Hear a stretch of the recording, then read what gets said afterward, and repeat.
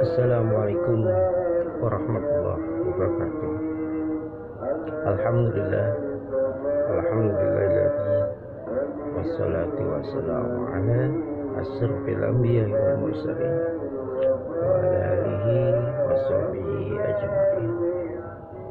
Amma ba'd. Ittaqullaha haqqa tuqatih wa la tamutunna illa wa antum muslimun. Puja dan puji syukur marilah kita aturkan kepada Allah Subhanahu wa taala yang telah memberikan begitu banyak nikmat kepada kita, nikmat iman, nikmat Islam, nikmat kesehatan, panjang umur, sehingga kita bisa berjumpa di kesempatan pada hari ini di bulan suci Ramadan. Salawat beserta salam teriring dan tersurah kepada baginda Nabi besar Muhammad sallallahu alaihi wasallam. Tak lupa barokah kedua orang tua, barokah guru, barokahnya para wali-walinya Allah. Mudah-mudahan ciprati untuk kita semua. Amin. Allahumma amin. Di kesempatan pada hari ini kita akan sedikit membahas mengenai kenapa penyakit itu timbul, ya kan?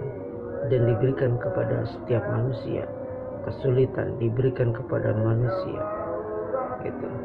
Ternyata bukan hanya manusia seperti kita saja yang mendapatkan sebuah ujian yang tidak mengenakan diri. Ternyata Rasulullah pun mengalami kesulitan-kesulitan, tahapan-tahapan yang tidak mengenakan dirinya. Ujian demi ujian, cobaan demi cobaan, tentu beliau hadapi. Ya. Sebagai contoh, Nabi besar Muhammad dalam berdakwah itu bukan tanpa resiko. Dilempari batu, dilempari kotoran, dicaci maki. Bahkan beliau merasakan kelaparan 3 hari, diganjal perut sucinya dengan batu. Tentunya hal yang demikian dialami oleh Nabi Muhammad SAW. Nabi Ayub diberikan penyakit bertahun-tahun. Istrinya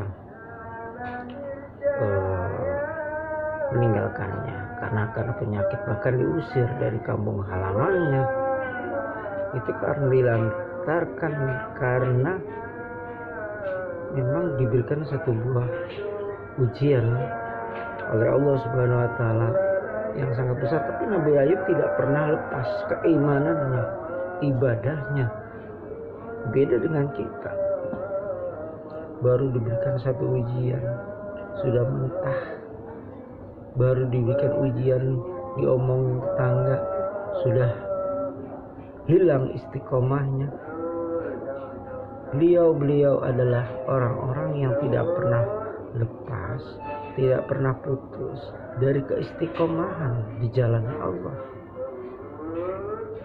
Gitu. Istiqomah menjalankan ketaatan, istiqomah menjalankan ibadah, istiqomah menjalankan semua perintah-perintahnya Allah dan menjauhi larangan. Gitu. Jadi ternyata ujian penyakit yang dialami Nabi Ayub, ujian yang dialami Nabi Ibrahim, ya kan, itu adalah semata-mata untuk meninggikan derajat, ya, untuk meninggikan derajat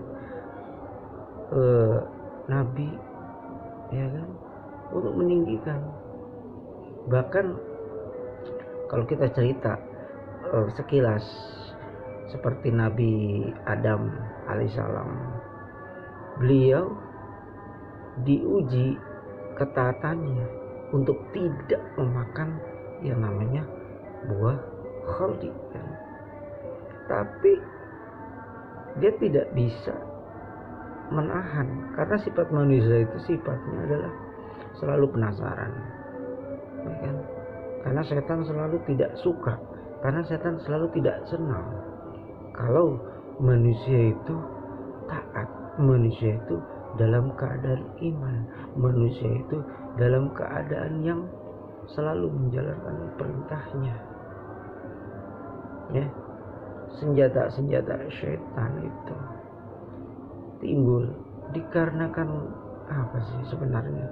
Kotoran-kotoran hati yang kita pupuk, kotoran iri, kotoran dengki, kotoran hasud, kotoran buruk sangka, ria, dan lain sebagainya. Kotoran-kotoran ini adalah satu hal yang akan menjadi hijab, penghalang kita untuk mendapatkan nurullah, cahayanya Allah. Ya, gitu. Karena apa? Hati, kembali lagi saudaraku, kembali lagi ke dalam hati kita, ya kan? Hati yang bersih adalah apa? Rumahnya Allah. Qalbu mu'min baitullah. Hatinya orang mukmin adalah rumahnya Allah. Kalau rumahnya Allah ini diisi dengan iri, dengan dengki, dengan hasud, dengan buruk sangka, dengan kesombongan walaupun sedikit, tentu akan menjadikan hijab. Hati itu diibaratkan seperti sebuah cermin yang bersih, yang tidak ada kotoran. Tentu cerminnya itu bersih, bening, untuk melihat sesuatu itu menjadi kelihatan. Kita bercermin juga kelihatan jelas. Tapi kalau kaca itu ada kotoran, ada debu, ada pasir dan lain sebagainya, itu lama-lama tidak jelas, tidak nampak ke permukaan. Begitu juga hati.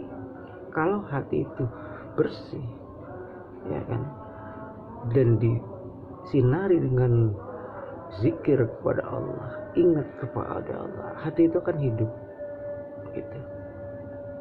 Makanya hati orang-orang yang hidup seperti wali-walinya Allah, bukan kita ya. Kita masih banyak dosa. Mungkin hati kita masih banyak hijab-hijabnya, belum sepenuhnya hati kita ini terbuka, saudaraku.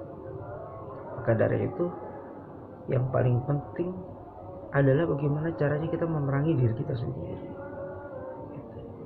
memerangi hawa nafsu yang ada di dalam diri kita, saudara. Jadi mau bagaimana kita hidup tergantung dari hati kita gitu. Terkadang ada seseorang yang kita menerima sebuah nikmat, dapat uang umpamanya banyak, tentu kita akan terima. Tapi apakah kita terima pada saat kita kehilangan kesehatan kita? Apakah kita terima pada saat kita kehilangan materi? Ya, apakah kita terima? Ya, kadang-kadang apa yang tidak sesuai dengan kehendak kita itu sudah merupakan jalan yang sudah Allah takdirkan loh. Sakit takdirnya, kesulitannya takdirnya, kemelaratan pun takdirnya. Tidak sulit bagi Allah untuk mengangkat takdir-takdir yang jelek ini sebenarnya. Dan tidak sulit Allah menghancurkan seseorang yang kaya, sehat. Tidak sulit bagi Allah. Allah tinggal berkata, innama amruhu idza arada syai'an ayaqula lahu kun fayakun. Jika Allah berkehendak, tinggal berkata, jadi, maka jadilah.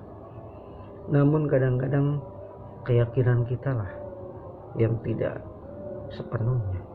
Kita startup yakinnya itu baru startup tingkat dasar, belum hakul yakin, ya kan? Sebenar-benarnya yakin. Jadi tingkat keyakinan kita berbeda-beda.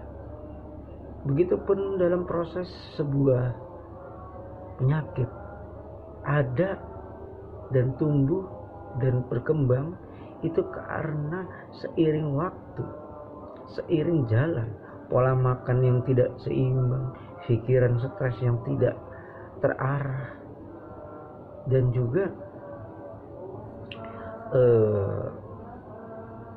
memang dasarnya kita marut, serakah, apapun kita makan, daging-dagingan yang sekiranya mengandung lemak kita makan, kolesterol nasi padang tiap hari kita konsumsi, olahraga nggak pernah, sementara pola makan tidak seimbang, sehingga akan menimbulkan penyakit kolesterol, darah tinggi, diabetes, ya kan?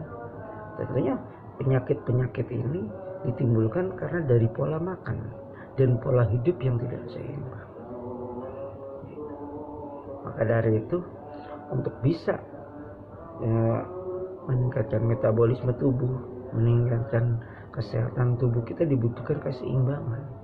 Makan yang seimbang, 5 sehat, 4 sehat 5 sempurna. Olahraga setiap seminggu sekali. Namun generasi milenial sekarang serba dimanjakan, saudaraku. Bagaimana nggak manja? Mau makan ini tinggal klik, mau kesana kemari pesen beli baju tinggal klik, mau saya pokoknya serba mager, malas gitu, serba tidak mau bergerak. Penyakit yang mager inilah yang akan menjadi sebuah penyakit lambat laun. Karena tidak mau bergerak, lambat laun penyakit itu akan menggerogoti secara step by step gitu. Memang tidak langsung. Contoh penyakit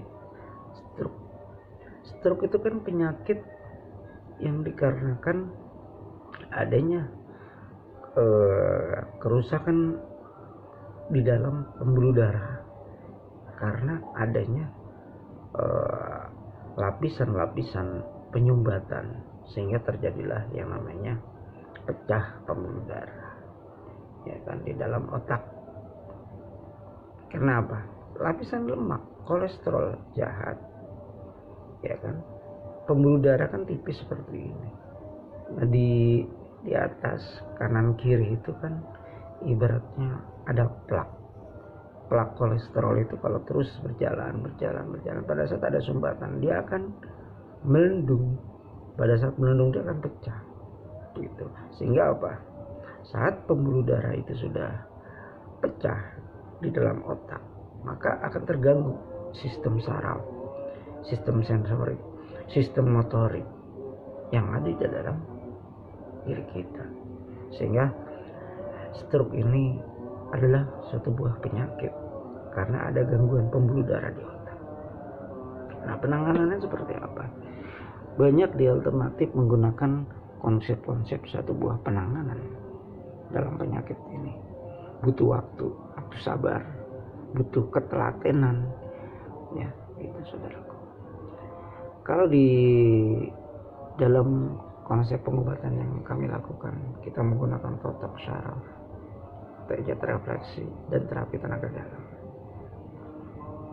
Seiring waktu, ada yang 3 bulan, ada yang 4 bulan, ada yang 5 bulan, tergantung dari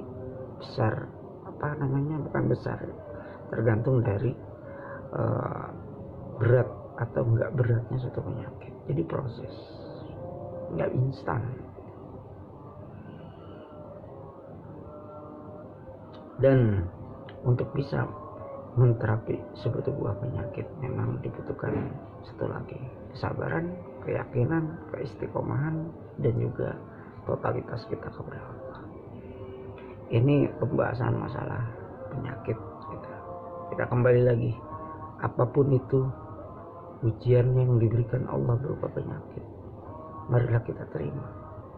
Karena mau bagaimana, mau kita teriak-teriak seperti apa, toh itu akan terjadi. Mau kita teriak-teriak seperti apa, penyakit itu tetap ada, saudaraku. Jadi marilah kita berusaha, jangan pernah putus asa, karena penyakit itu adalah bentuk ujian, bentuk pembersihan dosa, dan juga bisa jadi penyakit juga karena sudah sedekat dengan ajal. Dan yang bisa merubah ketentuan takdir yang Allah berikan hanya Allah Subhanahu wa Ta'ala. Kurang lebihnya mohon maaf apabila ada salah ucap dan salah kata. Billahi taufik wal hidayah. Wassalamualaikum warahmatullahi wabarakatuh.